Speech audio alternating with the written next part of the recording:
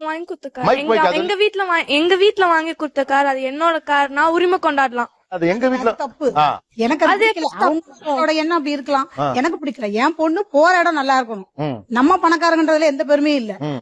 வணக்கம் நண்பா, நான் உங்கள் ஜான் ஜேடி. இங்க பாத்தீங்கன்னா அம்மாவுக்கும் பொண்ணுக்கும் வந்து ஒரு ஒரு வாக்குவாதமே சொல்லலாம். அதாவது பாத்தீங்கன்னா பொண்ணு சைட்ல பாத்தீங்கன்னா கார் இருந்தாதான் வந்து ஒரு கௌரவம் அப்படின்றாங்க. ஆனா அது அம்மா பாத்தீங்கன்னா கார் இருந்தா கௌரவம் கிடையாதுங்க, போற இடம் தான் வந்து ஒரு நிம்மதியான ஒரு இடமா இருக்குன்னு சொல்றாங்க.